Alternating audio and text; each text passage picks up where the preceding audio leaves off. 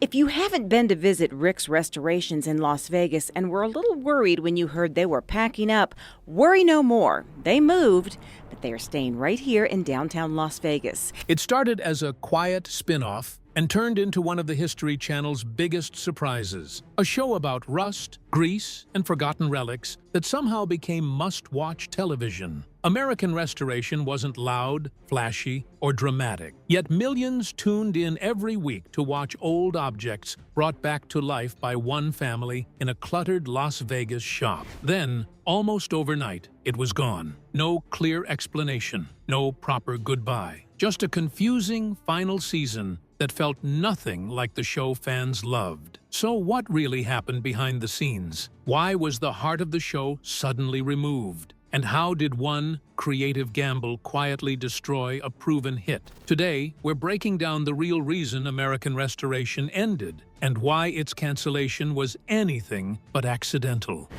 The show that quietly took over the History Channel. Before anyone questioned why it disappeared, American Restoration was everywhere. If you were even remotely interested in vintage machines, rusted relics, or the idea that forgotten objects could be brought back to life, this was the show you watched. It didn't rely on dramatic shouting matches or artificial cliffhangers. Instead, it thrived on craftsmanship, patience, and the satisfaction of seeing something broken become whole again. At its peak, American Restoration was unlike anything else on television. Technically, the show began as a spin-off of Pawn Stars, but it quickly outgrew that label. On Pawn Stars, a restoration expert named Rick Dale was frequently called in to evaluate and restore vintage items brought into the shop. He didn't just fix things, he explained them. He told stories through metal, paint, and gears, and audiences responded. Rick had something rare. He was knowledgeable without being arrogant, passionate without being theatrical for no reason, and calm in a genre that often leaned toward chaos. When he looked at a rusted object, he didn't see junk, he saw history. And more importantly, he knew how to explain that vision to viewers at home. That combination convinced producers that there was something bigger here. When American Restoration officially launched, it shifted the focus away from pawn deals and toward the process itself. The cameras followed Rick, his family, and his team at Rick's Restorations in Las Vegas as they tackled increasingly difficult restoration projects. Vintage soda machines, old gas pumps, classic motorcycles, rare signage. Each episode felt like a small documentary about preservation, craftsmanship, and patience. And audiences loved it. The show ran for years with strong ratings, eventually airing more than 120 episodes and reaching viewers in dozens of countries. At one point, it became one of the highest-rated programs on the History Channel, pulling in millions of viewers every week. For a series built around sanding, welding, and paint matching, that kind of success was remarkable. But what made the show truly work wasn't just the objects, it was the people. Rick's shop wasn't portrayed as a polished corporate operation. It felt real, messy, stressful, personal. His wife handled the administrative side. His sons learned the trade on camera. Arguments happened, deadlines were missed, mistakes were made, and that authenticity made the restorations feel earned.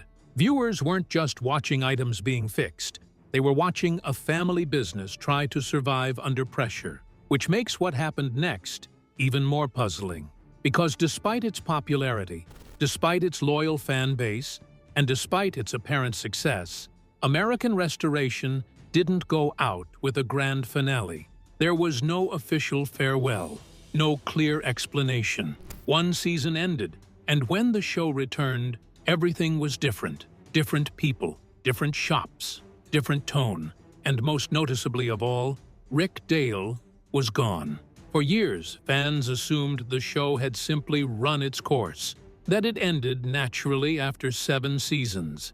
But that assumption is wrong. The truth is far stranger and far more uncomfortable, because American Restoration didn't really end the way people think it did. It fractured. And, the decision that caused that fracture, would ultimately destroy the show entirely. To understand the real reason American Restoration ended, you have to look past ratings, past rumors, and past official silence. You have to examine what happened behind the scenes after Season 6, and why the very people who made the show successful were suddenly removed from it. The season that quietly ended everything. For most fans, the end of American Restoration seemed simple at first glance. The show ran for 7 seasons and then disappeared, quietly joining the long list of reality programs that faded without explanation. But that surface-level timeline hides what actually happened, because American Restoration didn't truly end after Season 7. It effectively ended after Season 6. Season 6 aired in 2014 and closed without any hint of trouble. The ratings were still strong, the fan base was loyal, and the show remained one of the History Channel's most recognizable brands. So when the season ended, viewers naturally expected the next installment to arrive the following year, just as it always had before. But 2015 came and went without a single update. No trailers appeared, no production announcements were made, and no official reason was given, creating a silence that felt increasingly unsettling for a show that had never struggled for attention. Behind the scenes, that silence wasn't accidental. It was the result of a major shift already underway, one that would permanently alter the series. And when American Restoration finally returned in 2016 after nearly 2 full years of absence, fans immediately sensed that something was wrong, because Rick Dale was gone. Not temporarily absent, not phased out slowly, but completely removed along with his family, his shop, and the familiar dynamic that had defined the show for 6 successful seasons. In their place was a radically different format that followed 5 unrelated restoration shops scattered across the country, cutting rapidly between locations with no central story, no emotional continuity, and no single personality to anchor the experience. And most telling of all, none of those shops belonged to Rick's Restorations, the very business that had built the show's identity from the beginning. You know, the wiring, we'll go through all this wiring. This is the line that goes up and goes inside the evaporator. This wasn't a minor adjustment or creative experiment. It was a full-scale overhaul that assumed the audience cared more about the concept of restoration than the people performing it. But that assumption proved disastrous because the show lost what had made it feel personal, replacing depth with speed and familiarity with fragmentation, leaving longtime viewers disconnected and unsatisfied. The reaction was immediate and unforgiving, as fans expressed confusion, frustration, and disappointment across forums and social platforms. Ratings fell sharply, and the 7th season quickly became the least successful of the series, forcing the History Channel to cut its losses and quietly cancel the show altogether, ending American Restoration not with a finale, but with a failed reinvention. What makes this ending so troubling is that Rick Dale didn't choose to leave. He was fired, and not just him, but his entire family as well. A decision that reportedly came as a complete shock to those involved and to insiders who believed the show couldn't survive without them. Yet no clear explanation was ever provided. No public dispute surfaced, no scandal emerged, and no documented ratings collapse existed to justify the move. By every visible metric, the show was still working, which raises the uncomfortable question at the heart of this story: why would a network deliberately remove the very people who made the show successful, gamble on a format no one asked for, and ultimately erase a proven hit in the process?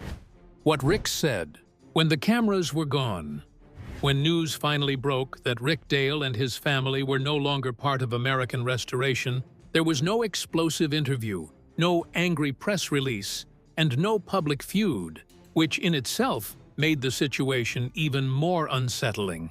Because in an industry where departures are often loud and dramatic, Rick's response was quiet, emotional, and restrained.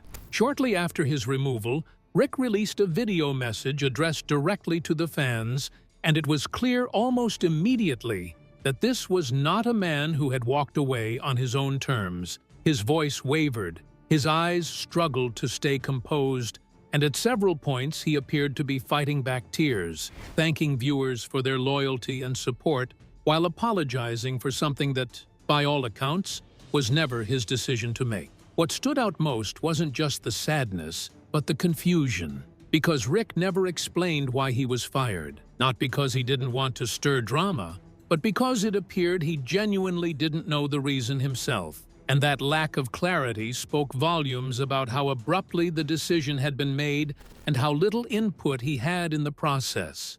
Then came the moment that raised eyebrows among longtime fans. Rick encouraged viewers to visit the show's official website and voice their concerns directly, which on the surface sounded like a polite call for feedback. But beneath that calm request was something far more telling. It was a subtle reminder to the network that American Restoration wasn't just a concept. It was a relationship between the audience and the people they had invited into their homes for 6 seasons. Rather than attacking the History Channel or accusing producers of wrongdoing, Rick let the audience speak for him. And in doing so, he revealed just how confident he was that the viewers cared about him and his family more than the network seemed to believe. Because if the decision had truly been about ratings or relevance, there would have been no reason to fear public reaction. The silence from the network was just as striking as Rick's emotional restraint. No detailed explanation was ever offered. No behind-the-scenes documentary followed. And no attempt was made to publicly justify why the central figures of the show had been removed, which only deepened speculation that the decision wasn't based on performance, but on direction. Many insiders believed the showrunners had convinced themselves that Rick Dale was replaceable, that the format mattered more than the personality, and that audiences would follow the brand rather than the people.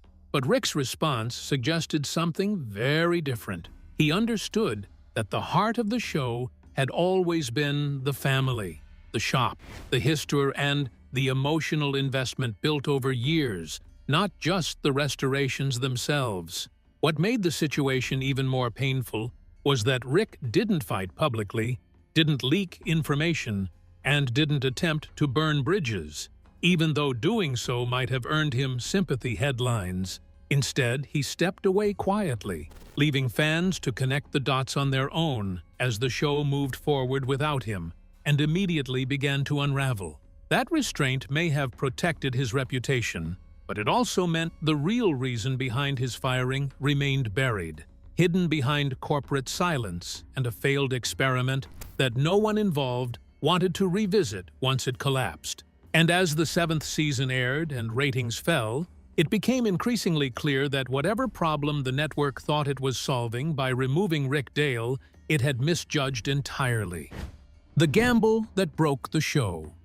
By the time American Restoration returned after its long hiatus, the decision that would ultimately end the show had already been made. Because the History Channel wasn't just bringing the series back, it was testing a theory, one that would prove far more expensive than anyone expected. From the network's perspective, the logic seemed sound on paper. Restoration as a concept was popular, viewers enjoyed watching old objects brought back to life, and the format could easily be expanded beyond a single shop. So rather than centering the show on one family and one business, producers believed they could scale the idea by featuring multiple restoration shops across the country, giving the series broader appeal and more flexibility. What they underestimated was why people were watching in the first place. For 6 seasons, audiences didn't tune in simply to see rust removed or paint reapplied. They tuned in to watch Rick Dale's passion, his family dynamics. I'm taking this risk because I believe in my work, but because it's an auction, you just never know. You never know. The tension inside one cluttered Las Vegas shop, and the emotional payoff when a piece of history was finally restored. And by removing that continuity, the show stripped itself of the very thing that made viewers care. The new format moved quickly, cutting between 5 different shops in a single episode, which left no room for storytelling, no time to build relationships, and no emotional investment in the outcome of any restoration. And instead of feeling immersive, the show felt rushed and impersonal, more like a compilation than a narrative. Worse still, longtime fans felt alienated, because the change wasn't framed as an expansion, it felt like a replacement. And without Rick and his family, the show no longer had a recognizable heart, just a familiar name attached to something unrecognizable. Ratings reflected that almost immediately. Viewership dropped, engagement declined, and the passionate fan base that once defended the show simply stopped watching. Because the History Channel had made a critical miscalculation, it assumed the audience was loyal to the brand, when in reality, they were loyal to the people. This mistake wasn't unique to American Restoration, but it was especially damaging here, because the show had never been about spectacle or drama. It was about craftsmanship, relationships, and history, all elements that require time and familiarity to work. And by fragmenting the story, the producers removed the show's emotional spine. As the 7th season struggled, there was no attempt to course-correct, no effort to bring Rick Dale back, and no acknowledgement that the gamble had failed. Instead, the network allowed the season to play out quietly, and once it ended, the show was simply not renewed. No farewell episode, no reunion special, no explanation to fans.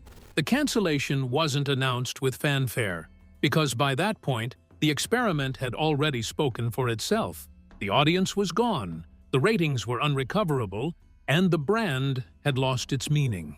Ironically, the very decision meant to extend the life of American Restoration became the reason it died. Because in trying to prove that Rick Dale was not essential, the network proved exactly the opposite. And once that truth became undeniable, it was too late to undo the damage. What remained after the lights went out? When American Restoration quietly disappeared from the History Channel schedule, there was no official post-mortem, no public admission of miscalculation, and no attempt to revisit the decision that had dismantled the show's foundation. Because by then, the damage was already done, and the network had moved on, leaving fans to piece together the aftermath on their own. For Rick Dale and his family, the end of American Restoration was not just the loss of a television platform, it was the sudden removal of a public identity they had lived inside for years, one that blurred the line between business, family, and entertainment. And while reality television often presents itself as disposable, the consequences for the people at its center are anything but. Rick's Restorations, the Las Vegas shop that anchored the first 6 seasons, was a real business long before the cameras arrived. Rick's Restorations in Las Vegas, vintage equipment and sign, food and drink vending machines, gas pumps, slot machines, and more. And for years after the show ended, it continued operating under the weight of its own fame, with fans traveling from across the country hoping to catch a glimpse of the place they had watched on television. But over time, the shop's public presence faded. The workload slowed, and eventually the doors closed, fueling online speculation that the business had only ever existed for television. A claim that simply wasn't true, but one that highlighted how tightly the shop's identity had become tied to the show itself. Without the promotional engine of the History Channel, Rick returned to something closer to the life he had before fame, staying active through social media, engaging directly with fans, and exploring new creative outlets that didn't require a production crew or network approval, while his wife Kelly transitioned into real estate and helped stabilize their family life after years of living on camera, and their sons Tyler and Brettley continued working in restoration-related fields, building careers outside the shadow of the show. What's striking about this chapter isn't bitterness, but quiet adaptation. Because despite being removed from a series that bore his fingerprints at every level, Rick never publicly attacked the network, never released tell-all interviews, and never attempted to leverage fan outrage into controversy, choosing instead to let the show's failure without him speak on its own. And it did. The collapse of Season 7 became a case study in what happens when television executives confuse format with connection, assuming viewers will follow a concept even after removing the people who gave it meaning. And while American Restoration had strong numbers, international reach, and proven longevity, its heart was never interchangeable because the appeal was never just about fixing old objects. It was about watching a craftsman who cared, a family that argued and laughed, and a shop that felt lived in rather than staged. The real reason American Restoration ended was not declining interest in restoration, not behind-the-scenes scandal, and not the sudden irrelevance of its star. It ended because the show forgot what made it work, replacing authenticity with scalability and personality with process, in a gamble that assumed viewers were loyal to a logo rather than a story. That assumption cost the network one of its most successful reality programs. In hindsight, the signs were there all along: the long production delay, the sudden format change, the removal of the central cast, and the absence of transparency all pointed to a creative direction driven more by strategy than understanding. And once the experiment failed, there was no incentive to revisit the past, because admitting the mistake would mean acknowledging that the show was never bigger than the people inside it. For fans, the ending still feels unfinished, not because the show deserved endless seasons, but because it deserved honesty, an explanation, a farewell that recognized the role Rick Dale and his family played in making restoration television compelling in the first place. Instead, American Restoration serves as a cautionary tale, one that extends far beyond a single series, reminding networks that viewers don't connect with brands, they connect with people. And once that connection is broken, no format tweak or rebranding can repair it. In the end, Rick Dale didn't lose his relevance. The show lost its soul. And when the lights went out, what remained wasn't mystery or scandal, but a clear lesson written in ratings, silence, and a fan base that quietly walked away. Sometimes the real reason a show ends isn't dramatic at all. It's simply the moment it forgets why people were watching in the first place. If this breakdown gave you a new perspective on how television really works behind the scenes, take a moment to like the video, subscribe for more deep dives like this, and share it with someone who still remembers watching Rick bring history back to life.